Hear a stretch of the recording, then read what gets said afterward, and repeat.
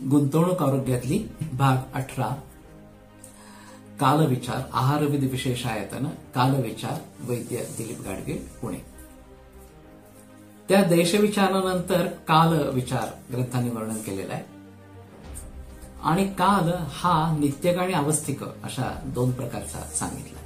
नित्यक म्हणजे नित्य जो पुढे पुढे जात असतो अशा स्वरूपाचं आणि त्याच्यामुळे दिवस रात्र सप्ताह किंवा पक्ष महिने 2 महिन्यांचा मिळून एक ऋतू आणि 3 ऋतूंचं मिळून एक अयन आणि 2 अयनांचं मिळून एक वर्ष अशा स्वरूपाचं बनत असतं। या विशिष्ट ऋतूनुसार निसर्गामध्ये जे काही बदल घडून येतात त्याचा परिणाम शरीरावरती होतो आणि विशिष्ट ऋतूंमध्ये विशिष्ट दोषांची साचायची सुरुवात होते, त्यांचा विशिष्ट पुढच्या ऋतूमध्ये प्रकोप होतो आणि त्याच्या पुढच्या ऋतूमध्ये त्यांचा उपशम होतो। जसं हेमंत आणि शिशिर या 2 थंडीच्या काळांमध्ये कफ साठायला सुरुवात होते, वसंतामध्ये कफाचा प्रकोप होतो आणि पुढच्या उन्हाळ्यामध्ये ग्रीष्मामध्ये कफाचा क्षय व्हायला लागतो। असंच ग्रीष्माच्या शेवटी ज्याला प्रावृट काळ अशा स्वरूपात म्हणतात, आकाशात ढग यायला लागले की त्यावेळेला वाताचा क्षय सुरू होतो, वात साठायला सुरुवात होते। वर्षा ऋतूमध्ये किंवा पावसाळ्यामध्ये वाताचा प्रकोप होतो आणि पुढच्या शरद ऋतूमध्ये वाताचं शमन होतं। असंच वर्षा ऋतूमध्ये पित्त साठायला लागतं, शरद ऋतूमध्ये त्याचा प्रकोप होतो आणि हेमंत ऋतूमध्ये त्याचा उपशम अशा स्वरूपाचा होतो। आणि म्हणून ग्रंथकारांनी ऋतुचर्या नावाच्या प्रकरणामध्ये या विशिष्ट ऋतूंना अनुसरून काय प्रकारचा आहार विहार घ्यावा असं स्पष्ट दिग्दर्शन केलेलं आहे। तेव्हा हा नित्यक कालामधला भेद आहे की त्याला अनुसरून नित्यक कालाला अनुसरून आम्ही कुठल्या प्रकारचा आहार घ्यावा, कुठल्या प्रकारचा घेऊ नये वगैरे वगैरे अशा प्रकारची सूत्र ग्रंथात आली। दुसरा जो काळाचा प्रकार आहे तो अवस्थिक अशा स्वरूपाचा आहे।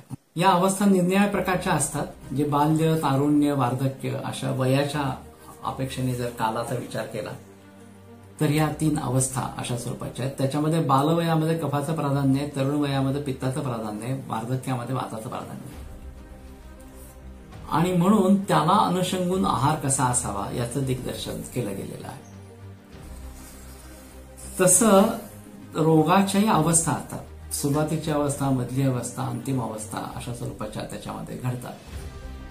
हे तापाची सुरुवातीची सामावस्था अशा स्वरूपाची म्हणून म्हटली जाते, मग पश्चिमानावस्था अशा स्वरूपाची असते आणि मग जीर्णावस्था किंवा पक्वावस्था अशा स्वरूपाची असते।